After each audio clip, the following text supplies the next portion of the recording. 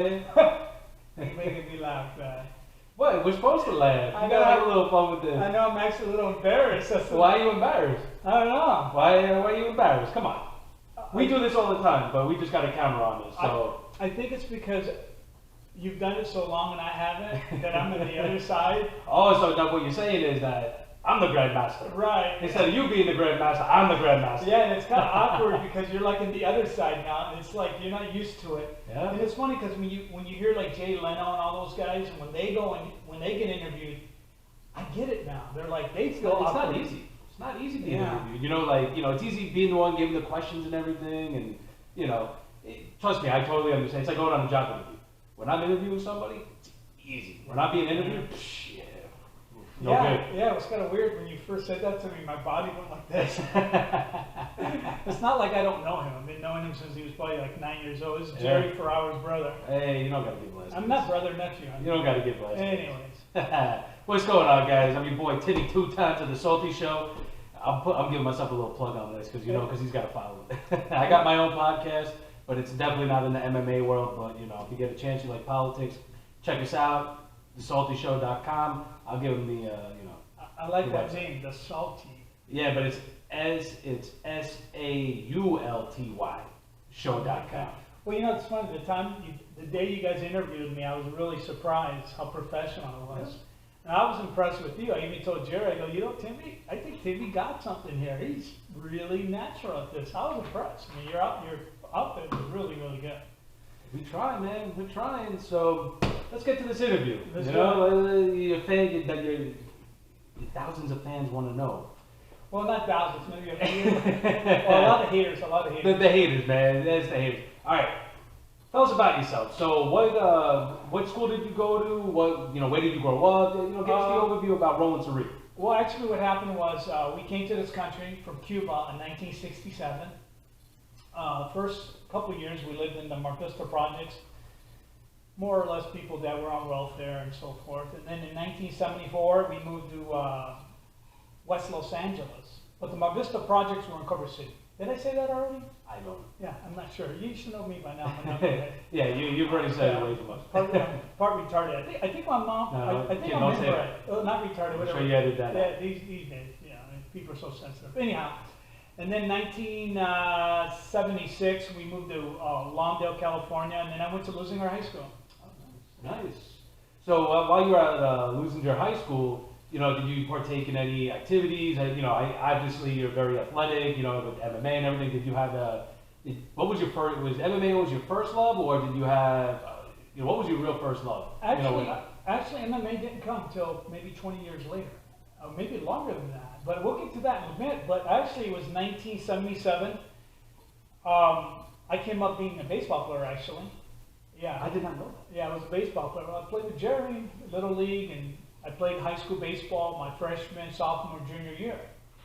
And then I just decided to play football my freshman year, and I don't know, I just gravitated towards the aggressiveness, I think. And I was a naturally aggressive guy, and I was actually kind of big my freshman year, but I never grew. I know that feeling. Yeah, it sucked too, man. So while you were playing football, I've heard, we've heard some stories between you and a bunch of people in my family, over the holidays. So what was it about football? Like what position did you play? Like, were you a starter? Were you a bench warmer? Or well, actually, my sophomore year, I got to play varsity, and I wasn't playing a whole lot for several reasons. We had a fairly good team, but right near the end of the year, it was really weird. I was the smallest guy on the team, I think, or one of the smallest. I weighed 140 pounds, and of all places, they put me as a down lineman going against the center. Yeah, it's kind of weird. So I finished my sophomore year starting the last maybe 3 games, maybe 4 games, and I felt very comfortable. I actually really enjoyed it. And then my junior year came.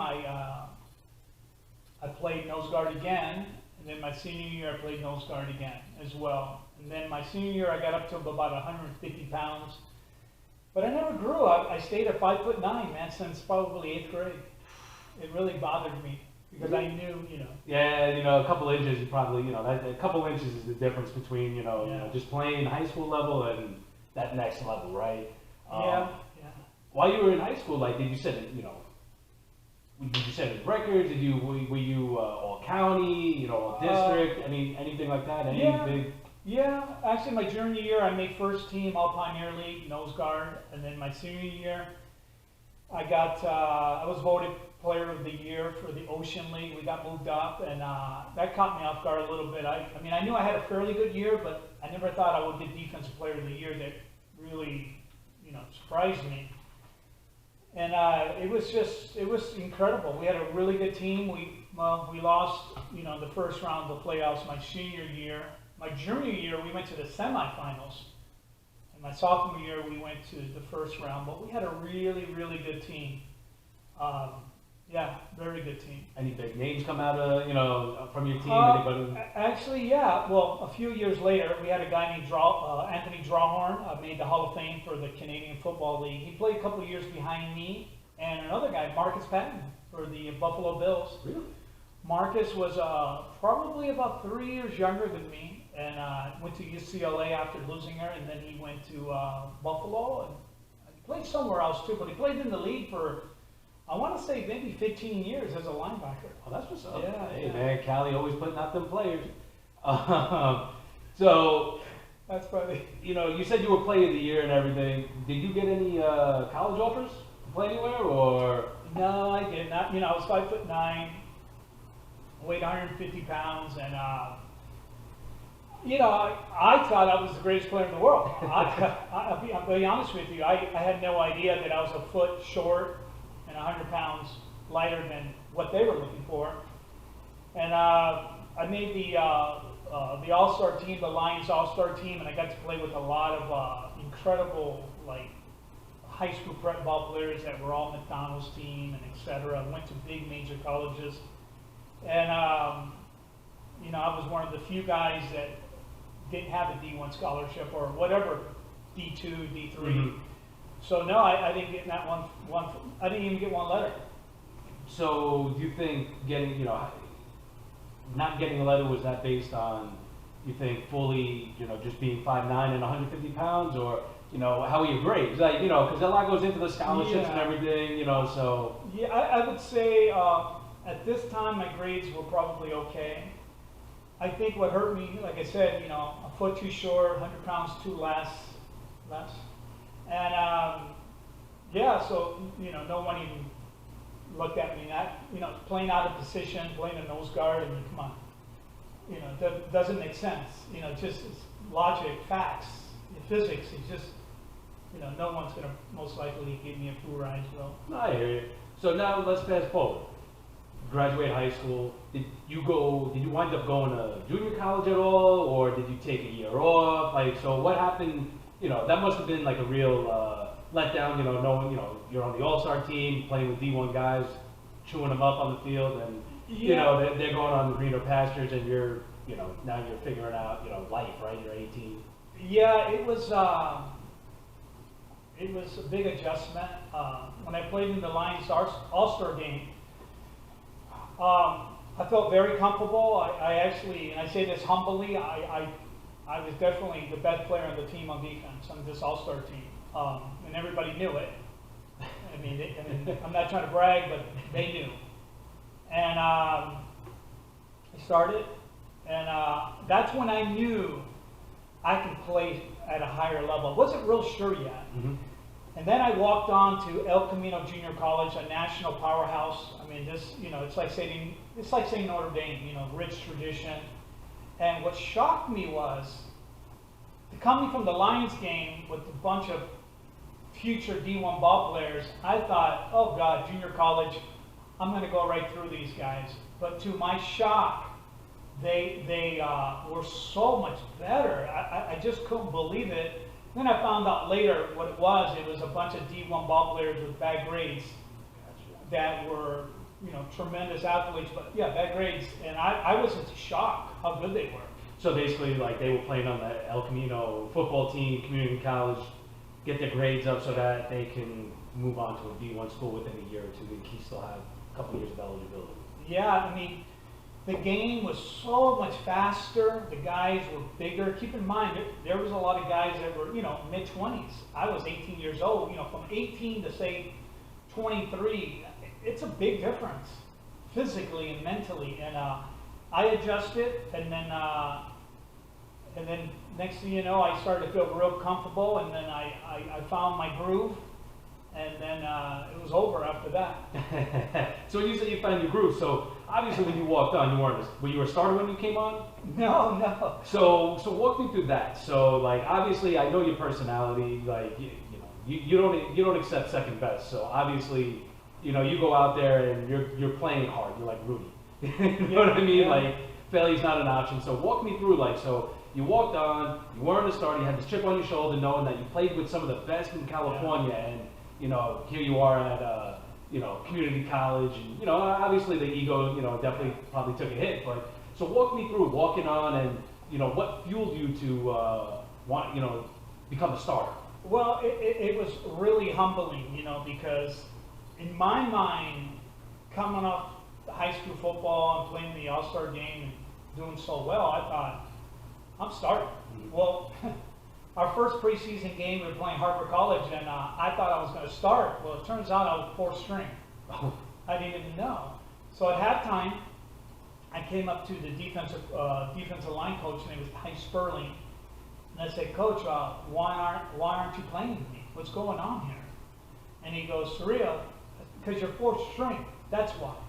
And I said to him, I tell you what, just put me out there. Because we weren't doing any live scrimmages before this, during practices. So I was the kind of player that I excelled during scrimmages, not one-on-one or two-on-one. That wasn't me. I had a very high IQ. And so make a long story short, fourth quarter came, and we were doing very well against Harvard College, and he put me in.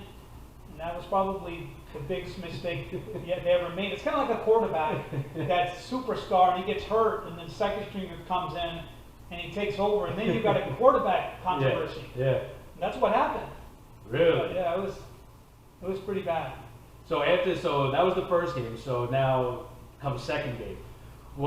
Did you wind up starting the second game, or now you started to move up? You're on their radar, like, all right, this kid can ball, right? He can play, so. Yeah, it's funny you said that. That's exactly what happened. They couldn't not put me in. I would say I started on my fifth game of the year. Yeah, fifth game of the year, but from one game to four, I was playing a little bit, not a whole lot, but I was playing more as the season went on. And then the starting nose guard hurt his knee real bad. He was out for the season. You got a break. Well, I got the break, and then the sheriff came, and the sheriff took over. That was me. Oh.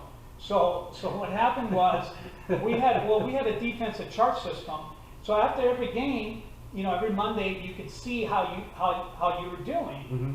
So obviously by the fifth game, I was probably one of the lowest guys on defense in terms of points. By the end of the year, the next 5 games, the guy his name was Clint Hayes, went to Illinois. I believe he went to the NFL too. He beat me by 2 points. But he had a couple games head start on me. Mm-hmm. But I came number 2 on the defensive point chart my freshman year. I made honorable mention All-League. Okay. That kind of surprised me. I thought I was going to make first team All-League because I wasn't just dominating, I was annihilating. Ooh, that matched pretty good. That kind of rhymed. I didn't mean to make it rhyme, but it rhymed. So that was my freshman year, and we had a pretty good season. Disappointing season because we ended up 6-4. We didn't go to a bowl game. A lot of guys got hurt. I remember that. Mm-hmm. But, so now, all right. So did you play a second year there, or didn't? Yeah, I got to play the second year. Obviously, I started at the end of the year. Once again, the defensive point chart. Nobody was close to me. I mean, to have a great game, I believe you had to have 30 points. I had, I think, 7 games over 100 points. Get out of here. Yeah, and the second guy next to me, I don't want to say his name, but anyways, he went to the NFL, went to a major college. he was probably 200 points behind me. And 200 points is a lot of points when, keep in mind 30 points is a lot in one game. Mm-hmm. But this is the weird part. At the end of the year, I got honorable mention again, all league. I'm thinking, what is going on here? Where the other guys that were on my team were getting, All-American, All-State. And I was just really blown away. But I want to share one thing.